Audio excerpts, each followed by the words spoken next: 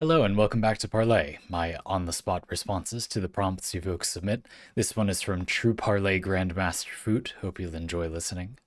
It's about the golden path, the concept in game design, level design. Mr. Foot begins, I want to talk about a thing that annoys me to no end. In way too many games, the golden path issue in level design. What is the golden path? Very simple. It is the path the devs want you to go on to continue. Everything but the golden path is optional and usually contains additional content. The issue refers to the metagame of trying to do the golden path last out of FOMO, fear of missing out, on this optional content. It can feel super frustrating to accidentally stumble into a cutscene while knowing that there was that one path you thought was the main path, but now you know it wasn't, and now you have to go back there in case you miss something after that story event.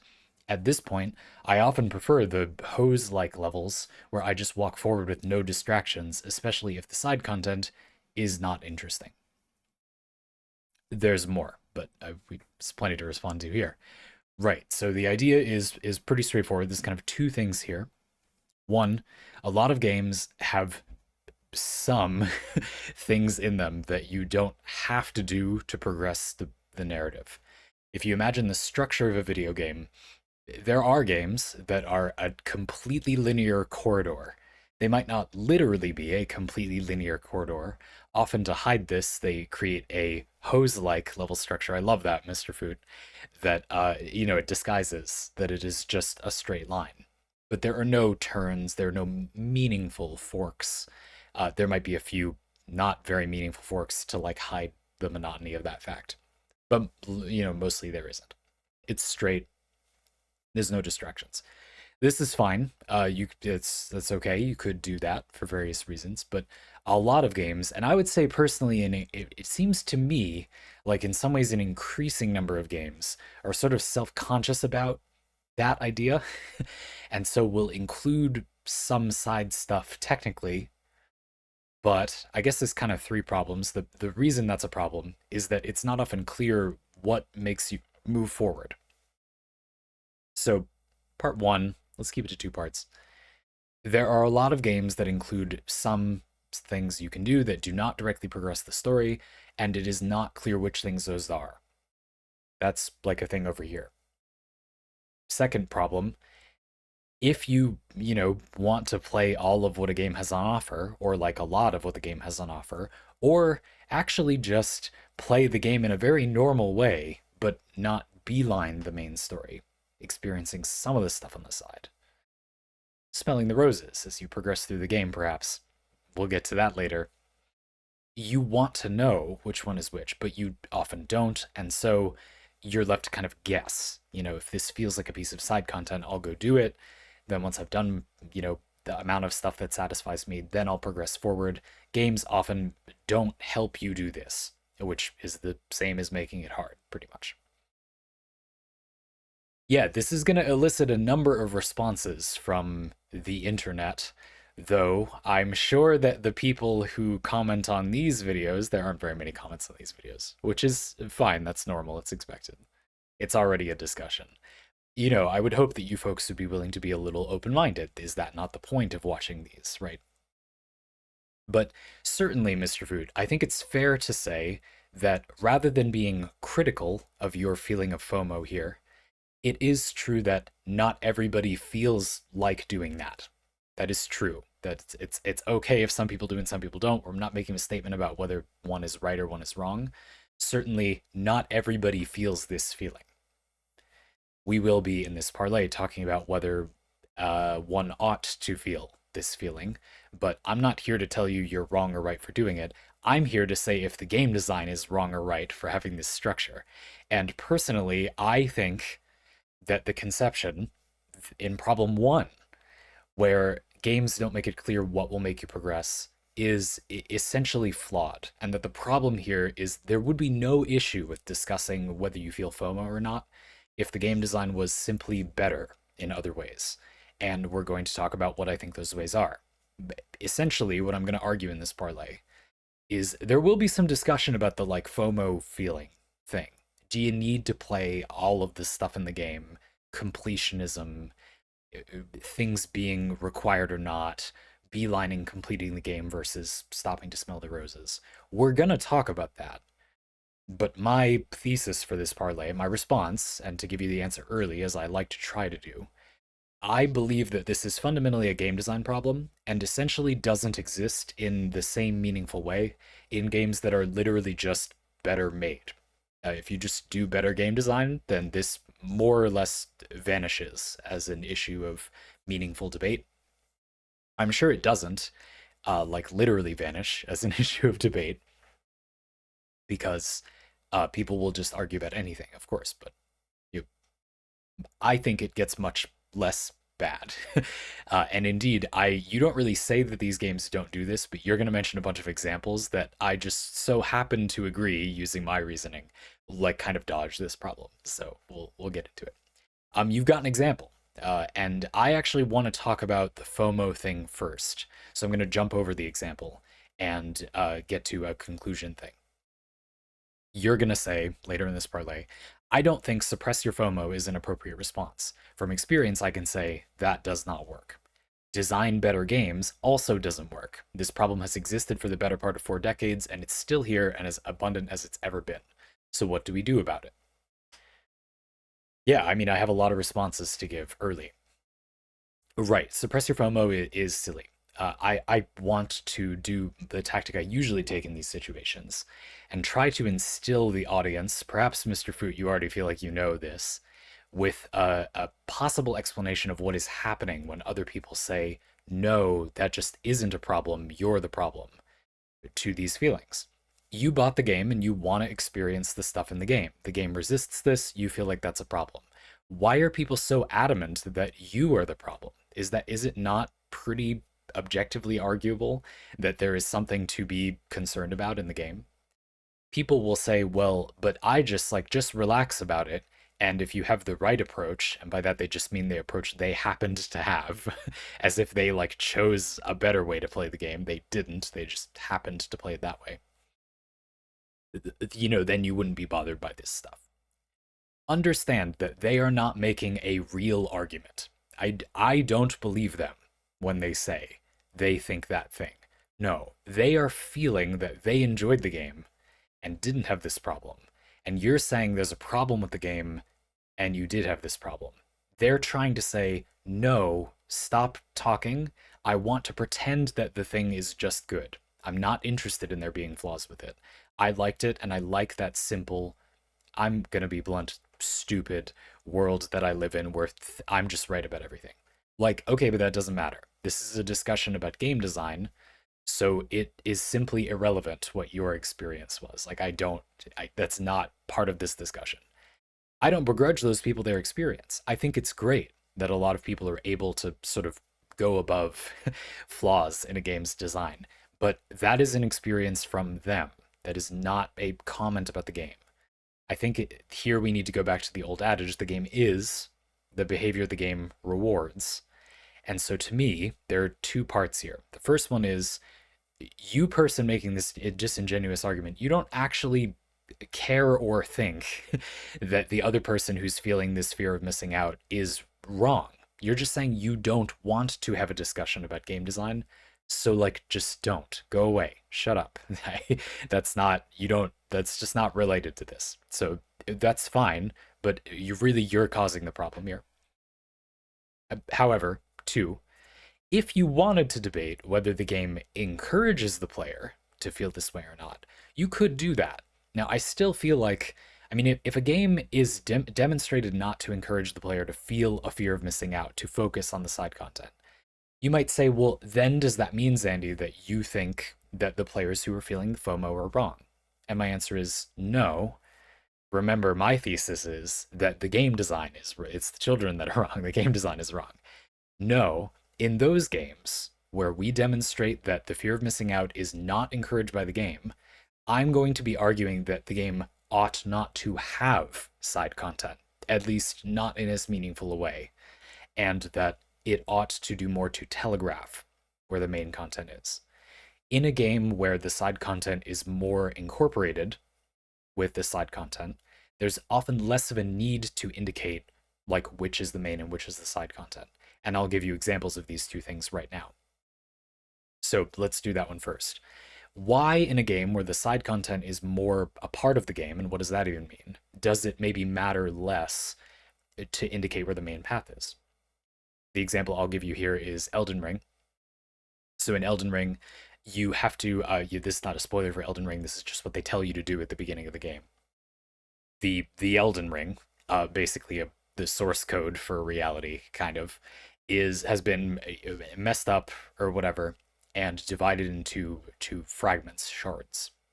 And what you're meant to do as one of the tarnished, like ye old war veterans, is go get pieces of the Elden Ring and kind of combine it back together, become the custodian again, the Elden Lord. I'm kind of hand waving some lore from soft people. Please give me a break. And repair it and win the game. And so what you need to do, you're told, is go find at least 2 pieces of the Elden Ring shards from shard bearers, big bosses, and then you'll be let into Lanedale, the capital city, where Queen Marika waits to accept you as her consort to be the Elden Lord, because you have like a lot of the Elden Ring. Little shake here on that part. This is just what the game tells you. Again, give me a break. So your goal's, kind of clear. Go find shard bearers, kill them, and take their Elden Ring fragments. But where are they? Well, the game talks about them a decent amount. Certainly, Godric the Grafted, the shard bearer nearest to where you start the game, at least by plot momentum, I guess. You could make an argument for a few others in terms of how fast you can get to them, I guess. Godric is talked about a decent amount early on. You see a big castle on a hill, pretty natural. You go there, you try to fight him. Now, a lot of people on the internet, if you look up people's experience with Elden Ring, they said they beelined the castle, they got stopped on the bridge by a sort of mini, he's not that mini of a boss, but on the way to Godric the Grafted, while doing Stormvale Castle, where he resides, and they got stuck, and the game was kind of punishing them or something, or they're like, why can't I beat this? And the answer is that is the game. You can, go on whatever you think is the main path. Amusingly, Elden Ring here literally gives you a golden path firing out of some of the like save points, respawn points, sites of grace that you get in the game that, is meant to point you somewhere. I'll be blunt with you. I've beaten all of Elden Ring and I have absolutely no idea where those were pointing. I never ever looked at them or followed them in any way. That's just how I played. Let's just assume they point to like bigger bosses, shard bearers. I don't know. Or maybe to a way to the capital. I honestly don't know. Okay, whatever. The point is there's literally a golden path. Presumably people followed that and then they got stuck. These people are making a reasonable assumption that because the game kind of told them to go there, they're doing what they were told to do. And so why doesn't it work? Or why is it so hard? Is the game just supposed to be like this and they suck? But the game is also signaling to you that you're meant to go do side content. And by signaling it to you that way, I mean, when you begin the game and make your character, you immediately get put in front of a boss that is nearly impossible to beat without a lot of experience with this type of game. That you are meant to die to. It is humanly possible to beat this boss, but not realistic. 99.9 plus % of people will die to that boss. It is intended to be a scripted death. You get a story beat right after that boss dies, moderately forcefully reassuring you that you were supposed to die to that boss. There's a tutorial cave, also reinforcing that you were kind of supposed to die to that boss, but making you wonder, what if I had beaten it? And the tutorial's optional, nice. It's a well-established genre. And then you can go outside. When you go outside, what greets you? But a more open area with another rather difficult for this level boss. This one is like, I guess, a little easier, but still hard, meaningfully hard. But you can sneak around them this time, and you could go in any direction you want. We're copying Breath of the Wild. You open the door to the tomb, and then you can go whichever direction you like. The game is quite forcefully, I think, trying to teach you are going to encounter enemies that are too hard for you. Dying to them is normal. That's how the game works.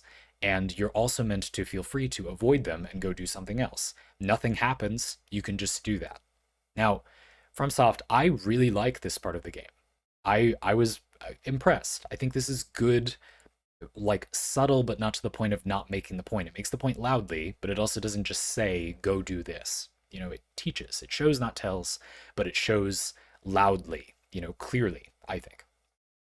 And I think almost everybody did those things and got that message. It's just not that easy to change people who've lived in a society that taught them in every single waking moment for their entire life, up to the point where they played this game, that they're supposed to follow the instructions and do it the one right way. That's not actually beneficial most of the time in human society, but most people believe that that is what you are meant to do. That is the proper approach to life. It's like not, but that's how people behave. So obviously that's not going to work, right? But the game does reward as such that behavior. You go out into the woods, you kill stuff, you get new items, you rank up, you can level up with runes, it makes you more powerful. That is the game. It is a very, very coherently constructed part of the game. That's not my opinion about the game. I actually didn't do some of these things, as I told you before. Yeah, what I did in the game is not relevant here. That is what the game's structure is. The game is about those things. So I would argue in this case that one, the game is about its side content. There is not much distinction between the side and main content.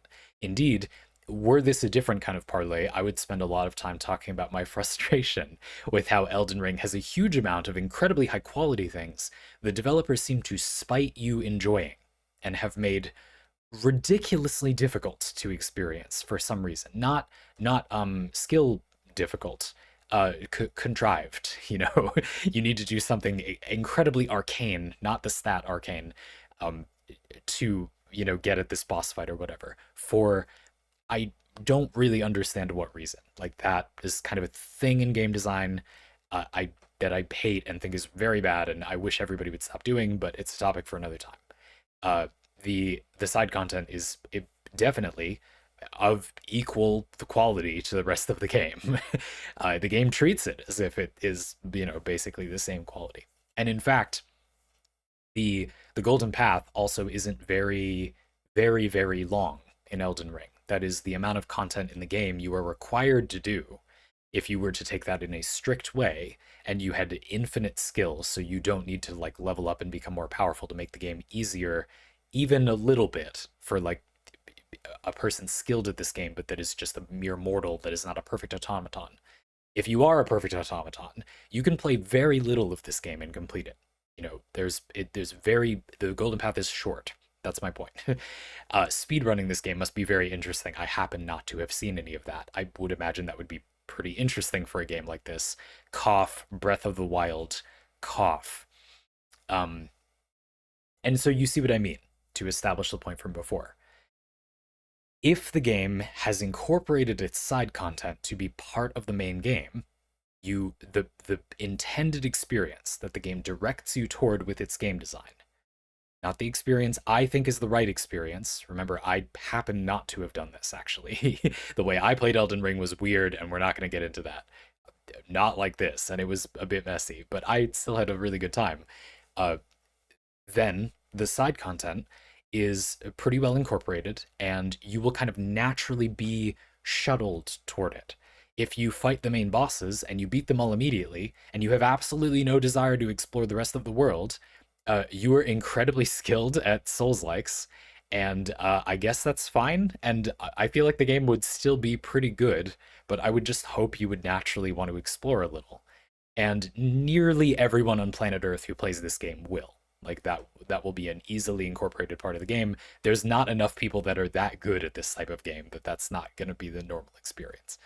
If you don't level up meaningfully before fighting these bosses, it is very hard to beat, every single boss pretty much hitless because you won't have enough health is the main thing.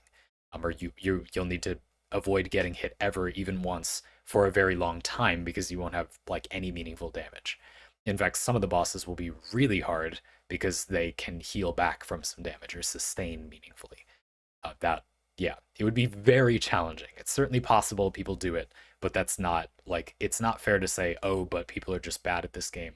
All of humanity, the vast majority of humanity, is never not going to be bad enough at video games that this will pretty much always be the case. Like that is the game for sure. But you see what's happening here, right? The side content really isn't side content.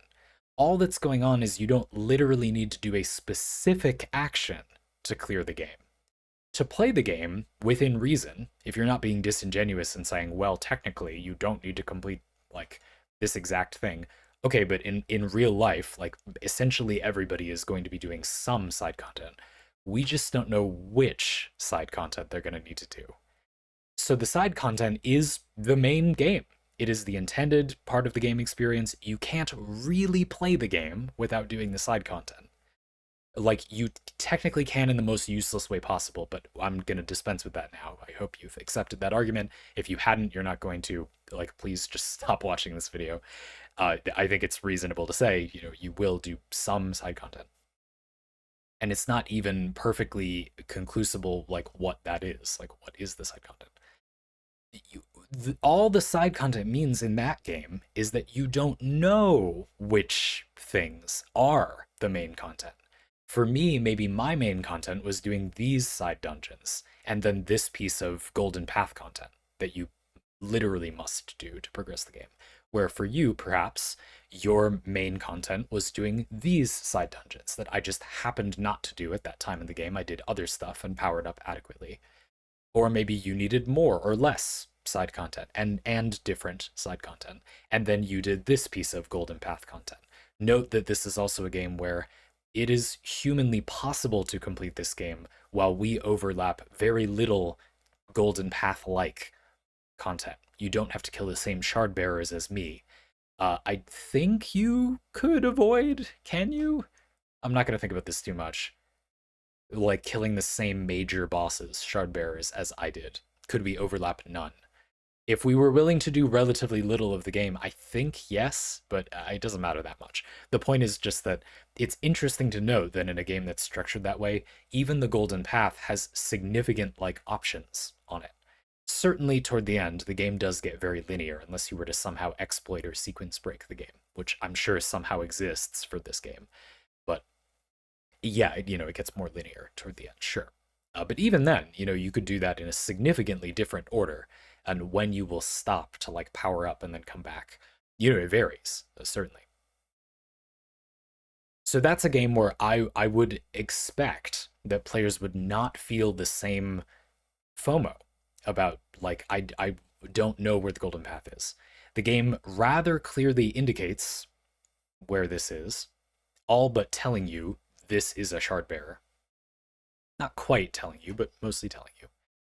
And it doesn't really lock you out of or put you behind like other stuff. The side content isn't of a meaningfully different quality than the main content, and at least I don't think so. Some people are going to argue that like environments are reused, but that happens in the main game too, and I just don't think it's as bad as people say personally, having played a lot, let's say, of Elden Ring. Um, and you more or less need to play a lot of the side content to progress the game at like a normal expected pace. So there basically just isn't side content. Okay, now over here we have a game where there is a main path to move forward, but you can do some side quests. You're imagining like a story-based RPG, and you can do some like side quests for people in the village you're currently in, and they'll give you rewards, but the rewards are just like very optional. Imagine something like your party, you know, is a interesting piece of buildcraft that is 4 characters of the same class, if you can do that in this game. And so most of the side quests you do reward you items that do make you more powerful. Let's just say that's the main reward. They don't give you experience or something. Well, those items genuinely don't make your party stronger. Your party happens not to be stronger. And, you know, that is a thing you can do in these games. It's not that uncommon that in these, like, class-based games, people make a party of all the same class somehow. That's amusing and I think a fun thing that people do that is often surprisingly viable, intentionally made viable in these games. So doing the side content could realistically, we're going to come back to that, do essentially nothing to make you better off on the main path. The game is what the game rewards. The game doesn't seem to reward doing the side content. So why does it have it? This is a place where I'm of two minds. Yeah, like to some extent, maybe it ought not to. And there are a lot of games, presumably obsessed with AAA marketing trends that want to say that they are long, even though nobody ought to care about that, and it doesn't matter. It's the 21st century. There are so many games that are so good, that are so cheap or free, and you have so little free time that it doesn't matter how long a game is. That just objectively is not a useful thing to care about anymore.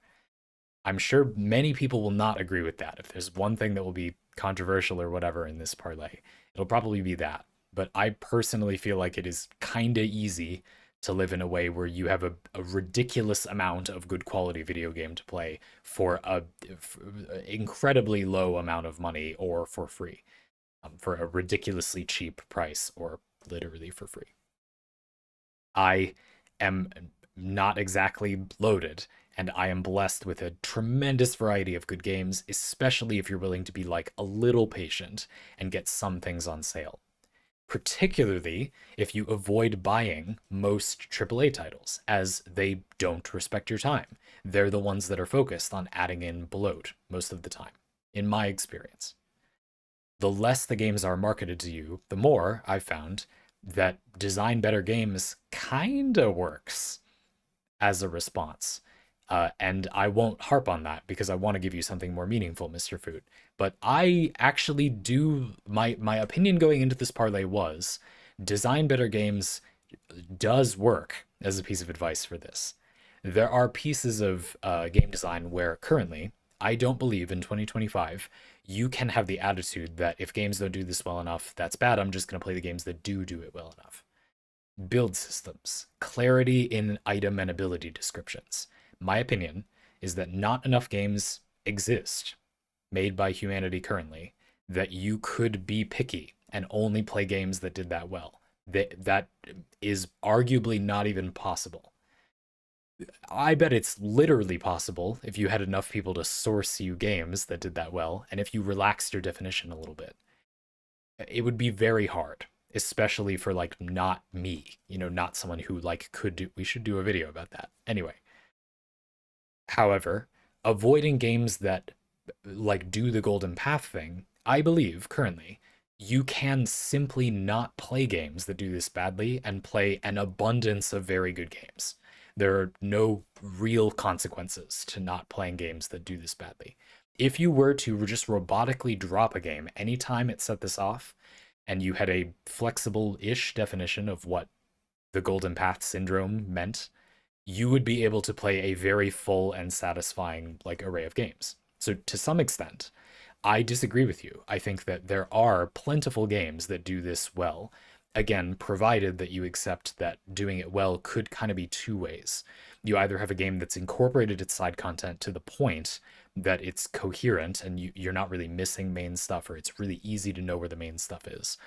Or you have a game that is linear, but has either made what is the side content, clear, or doesn't reward you heavily for it, or literally just doesn't have side content, dispenses with side content. Titanfall 2's campaign, as I recall, for example, just doesn't really have side content, and so hopefully not a problem. Now, I would imagine that the kind of crack in that argument for many people is that there are a lot of games that the game doesn't reward doing the side content that much, but there's a gray area where some people will say, well, but like I just want to do it. I do think here it is fair to include some critique of this desire in this discussion. Why would one want to do side content in a game where the side content was of lower quality than the rest of the game, which the game doesn't heavily reward you doing, and which you don't find to be as fun as the rest of the game? If you just want to play a lot of stuff in the game, I feel like the problem boils down to the game not telling you what the golden path is. It doesn't tell you what thing will progress the story. If it did, that one change would make this problem go away, don't you think? And I've experienced this. The game that comes to mind is Metaphor Refantatio. There are lots of dungeons. There's a very good amount of side content, though the game does heavily encourage you to do it. Your party members literally tell you to do things. But, and this is important, the game is always crystal clear, abundantly, excessively clear, about what action that you will perform will progress the story. This is really important for a lot of reasons in this game. There's a lot of long story chunks where you don't play that much in this game, but they're made much better by the fact that the game extremely clearly telegraphs what they are. So you know that there will be some play sessions of this game where you just get some popcorn and enjoy an anime movie, and the game is very clear about when those are, even allowing you to somewhat pace when they will happen. I think this is very good, provided that you're willing to enjoy that as well. And there's a lot of side content. It's pretty rewarding, but let's just imagine it wasn't. I don't think it is of the exact same quality as the stuff on the main path, but within reason. Like, and I thought a lot of the side boss fights were good, just as good as the main boss fights. There's lots of treasure. There's some interesting dungeons. There's some interesting monster configurations in the side content. Is it fun? Well, that's the one where it's kind of subjective, right? This is the point where for some people it will be, yeah, this is made annoying, not really because it's rewarding or I need the rewards, or the game tells you to do it or I care about that, or it is of the same quality, it's high quality or not. The problem would be I just would enjoy playing more of the video game I bought, that I paid for, and I want to know where I can enjoy more of the content in the game. You see the problem.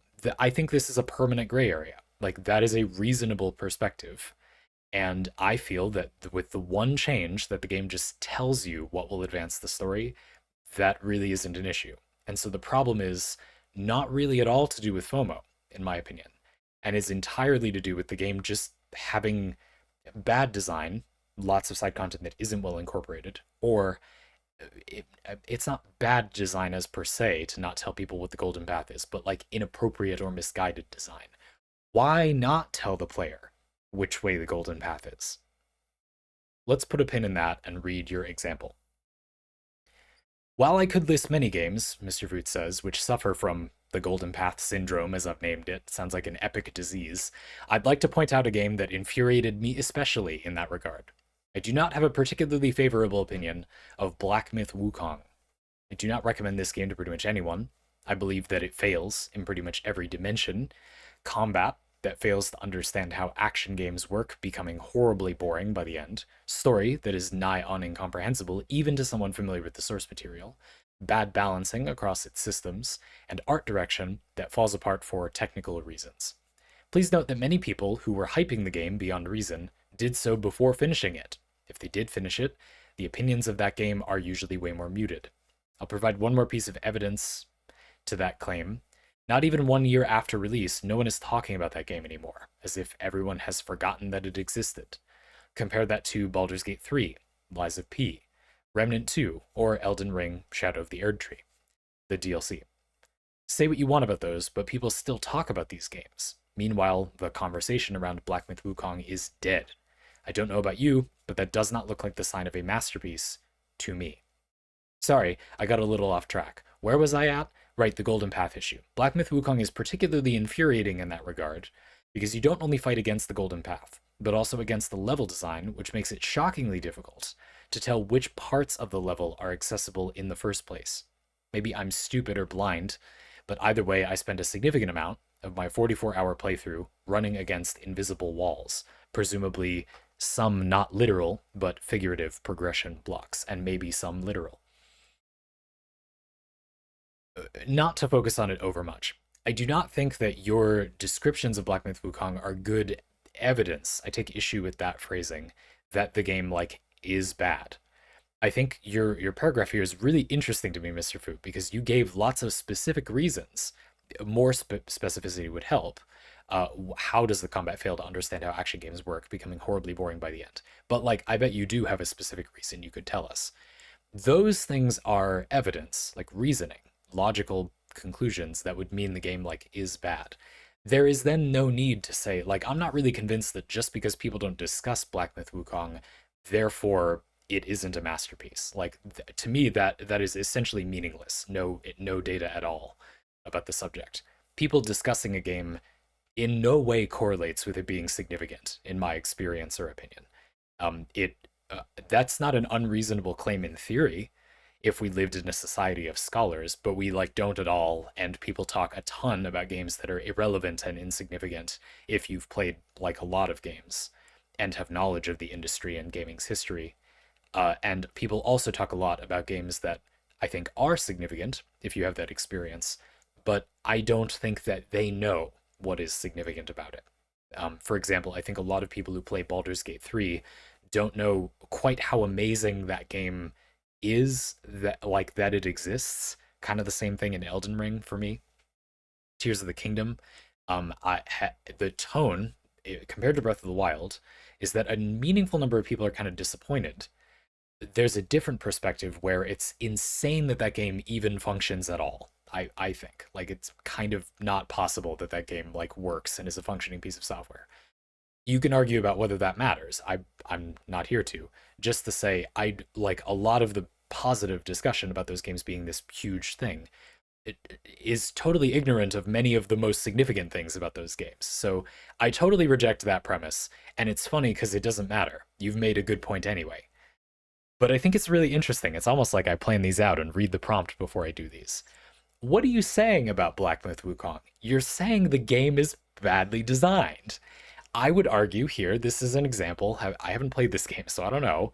It sounds like it's an example of this thing I'm describing. The game's design is just kind of bad in general, and this resulted in the game having like a not good relationship with side paths or like progression, the golden path syndrome.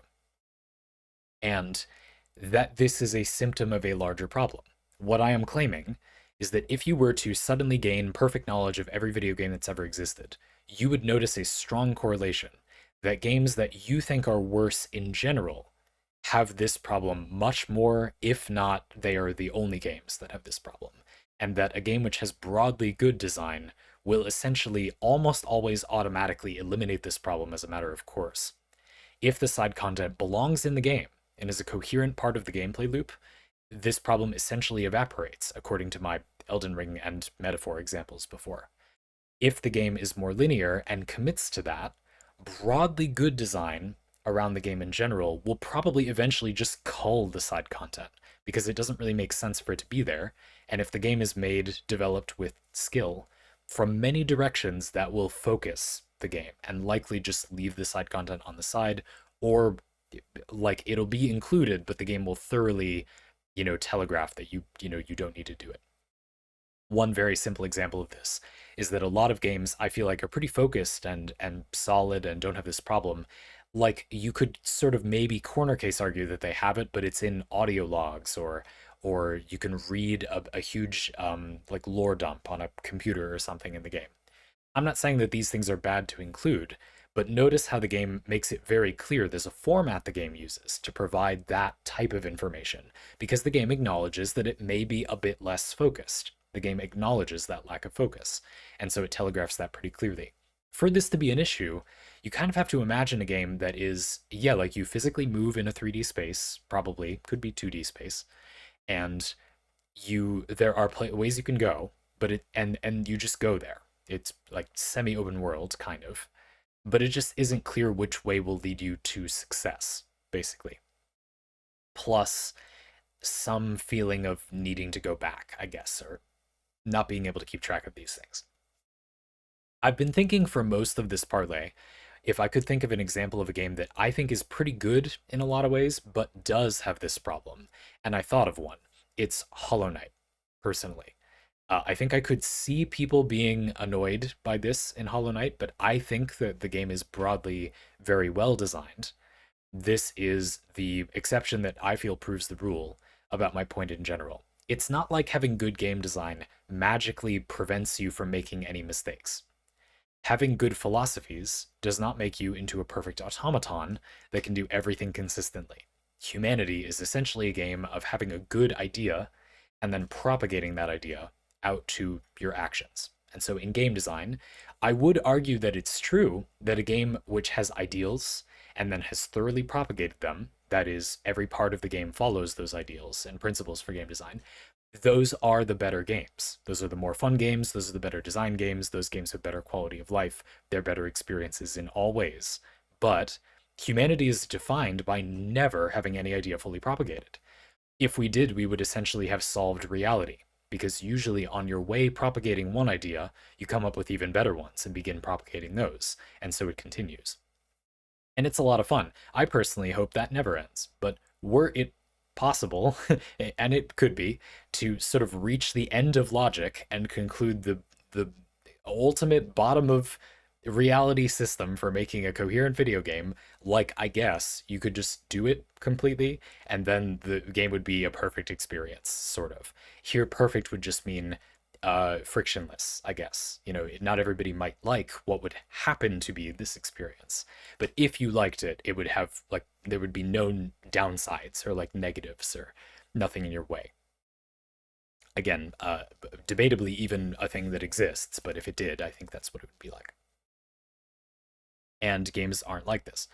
Obviously, it's not true, then, that a game that just has good ideas for how the game ought to be will just automatically not have any design mistakes. Like, just being in the world, that clearly doesn't happen. However, I do think that that's throwing the baby out with the bathwater. I think it mostly does happen, personally. I think that when you look at games and they have a focused idea of what they're about, what their game design essence is, what is fun about playing this game, those games very reliably, not perfectly reliably, but very reliably, do not have this issue. And I think that is why, despite the fact that I instantly knew what you were talking about, I struggle to think of any games where I've experienced this, because every time I had played a game that I probably have rejected many games, dropped many games over the years that would have had this in them, but I dropped them for other reasons. And so a sufficiently demanding audience, you might just eliminate this from existence. You will head it off because the game will be bad in other ways before it will be bad in this way.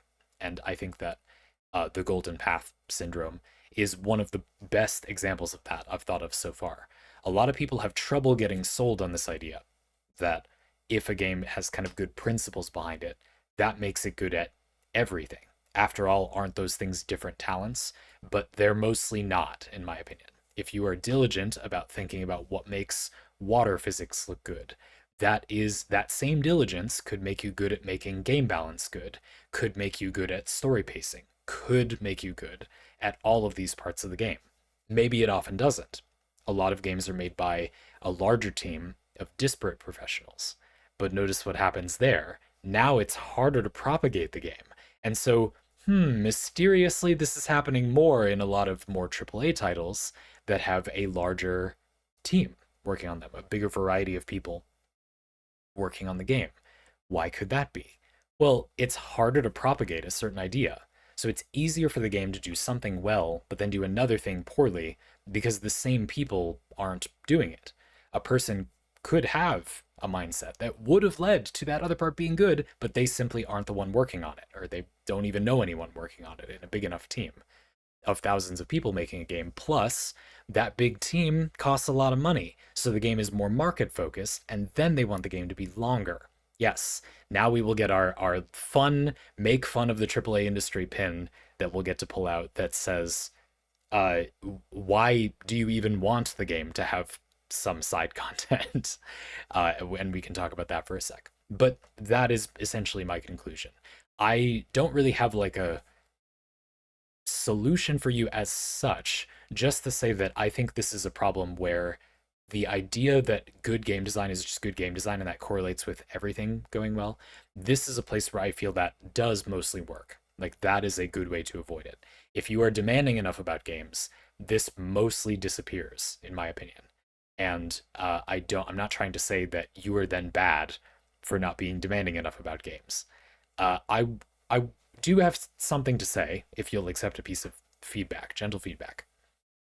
I can't help but notice and know about you from us talking on the stream and from other Parlay and your examples and such, that Black Myth Wukong is a game you probably played because you wanted to play Souls-likes.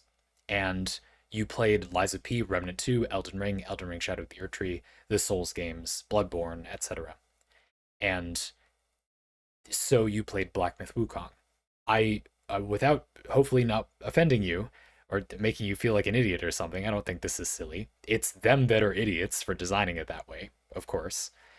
However, this problem comes up because of playing games like that, because of thinking, I like Souls-likes, so I'll play a Souls-like. My extrapolating what I've said in this parlay, just like good game design principles, in theory, propagated enough, lead to a game that just won't make some mistakes most of the time, and will lead to games being good in general, does not require experience with a specific way of making games. It's also true that people don't really like specific genres. They like generally good things. And sufficiently open minded people that try a variety of types of games reliably agree, uh, more than you might think. Maybe you don't believe me about this, about which games are like better designed and worse. It becomes easy to notice when you play a variety of games. You yourself are a good testament to this, Mr. Food, having played quite a variety of games yourself. I think you just have more of a tolerance, and I think I actually admire this, I think this is a good thing, for games that could be a little jankier because you want to see their design stuff. I could perhaps do with a bit of that behavior, but I can't help but mention that because I do not have that behavior, because I don't ever get a game and think, oh, it's a Souls like, and I want one of those. Like I just, if I want a Souls like, what I'm going to do is look at my list of games that are only there because I think they're just going to be well designed or whatever, and go, I hope there's a Souls like in here, because if there isn't, then as far as I've concluded so far, there aren't any good Souls likes for me to go play. And it makes no never mind whether there is this like well marketed, good looking, big budget AAA one. I have no reason to believe that's good. Like it probably isn't good. Uh, and indeed, I was actually gifted Black Myth Wukong, so I could try this game without paying for it because somebody else bought it for me as a gift. Someone that doesn't know me like that well, um, got it for me as a gift, but knows me kind of well. I feel like it is about that good of a gift for me. And I think I will boot it, but I suspect I will stick to my guns and drop it, as I am wont to do with a lot of games. I should make a list on my list that is dropped games. I just often feel like it's like, well, what? I don't know that much about them. But I could say why I dropped them, I guess. And it would show you a trend. And I guess that's what I feel the trend is, that enough of an abandonment of the idea that you like a specific genre does sort of make this go away, in my opinion, because it selects for games that are just demonstrating that they are well designed, well made, fun, that what you're going to be doing in them moment to moment is going to be fun, instead of assuming that there is an at all marketable to quality of the game that could be exploited to make a bad game seem like something you'd want. Not to say that Black Myth Wukong is simply labeled a bad game, it's that simple. Obviously, it isn't. Uh, Completely bankrupt a value just because of this one problem. I don't know. I haven't played it. So yeah, I don't know. I don't. You're looking for. You've done these parlay a lot. You're looking for me to say, like, what is the solution to doing this? How do you develop games better, basically? And I could say something like, I kind of have said something like, develop with a small team, focus, find a way to market your game that doesn't rely on it like posturing that it's going to be long or good or like this game you like. I am already trying to do this. If you have a YouTube channel that is about game design and you make a series of videos about a game you're developing, this is a good way to market it based on what it actually is and who would actually enjoy it and what you'll have to do while you're playing it. That has been proven many times on YouTube to be successful. You will be very financially successful and sell a lot of copies of your game or whatever while being able to make a game that is good, that prioritizes being a fun video game, that doesn't prioritize being a good movie, doesn't prioritize looking marketable, but that is prioritizing being a good game, a game that you play. You hear that, AAA industry? Yeah, wake up. Smack, smack. Um, I am very cynical about this. It's not true at all that there are no good AAA titles or that all titles developed the way I described are like this. However, I feel they are consistently more transparent about what they're like. I think a lot of them are actually quite straightforward. They have limited resources, or the developer is new to developing games. And so it's not that I think they're like so good that is like they're the best experiences to have. Just that they are very solid, like as products in and of themselves. Like you won't go awry in the same way, I don't feel. I have not experienced that you will go awry in the same way. I could say something like that. I have said something like that. But that is ultimately a dismissive response too. Obviously, I don't know exactly how to solve like the conundrum of like why don't people game design whatever. But I do want to say that the where I would start would be it's not that hard to not design games this way. You don't have to be dismissive and say design better games. You can say, what is the way that our game is trying to be fun? Put it on the wall with big letters, and then have people, when making decisions about the game, read that thing. I've seen lots of examples of this in interviews with development teams that made games that people really liked. God of War comes to mind. The developers would, or the people working on the team would all say, when we didn't know what to do, we asked Cory Balrog, the director, creative director. I think the creative director. And they didn't mean, oh, like he knows how to do everything necessarily. Just that the game had a guiding principle behind it that then united things around it. I'm not sure, from the little I know about God of War, that I feel like this is the best example of that, but certainly it's a game a lot of people really enjoyed. Maybe not perfectly united in every waking deed, but a coherent thing. Hopefully, most people would agree. And I'm saying that I think that that is because there is a uniting principle behind the game. I think that you would be surprised, some of you, how few games have that. How few games have this is what we are doing, this is what we're making. Bam, it goes up there. I have a friend who had the good fortune, or was it me who had the good fortune to have a friend who was working on like a startup development team? And this is not every development team. It was probably an unusually bad situation. But he and I were shocked to find that almost everybody on the staff did not know what they were making. There were enormous disagreements about what they were going to make through them asking for funding, through them changing creative directors, through them like not shipping anything, major changes in direction, not just like what is the plot of our game. I'm talking like, are we making a multiplayer battle royale, or are we making a single player hallway shooter? Like unrelated things, except for maybe it will have gunplay. Not even sure about that, right? What guns? What is the like style of firearm? If you're making guns from Halo versus guns from Call of Duty Modern Warfare, these are not related tasks. So I mean, they're extremely loosely related tasks, right? Anyway, and I reckon that that is a common thing. An interesting counterexample is the development process for Deus Ex Human Revolution, I think. This is kind of a side hobby of mine, okay? I feel like most of the industry is just misguided, and I'm not eminently interested in seeing other people's processes where I feel like they're the core starting point is not motivated by what I think are like the good motivations to develop a good game. But it's still very interesting, and this is a good example. Deus Ex Human Revolution was developed by writing every single detail of the entire game on giant pieces of paper and then putting them all over the walls. Literally by doing that. They have pictures of the giant pieces of paper. And the problem here, of course, is that that is not this task. On those pieces of paper, I bet you would find lots of technical details, but not a uniting principle of like what is important to the game. That thing, that ability to a little bit universalize things, to take a principle and say this applies more broadly.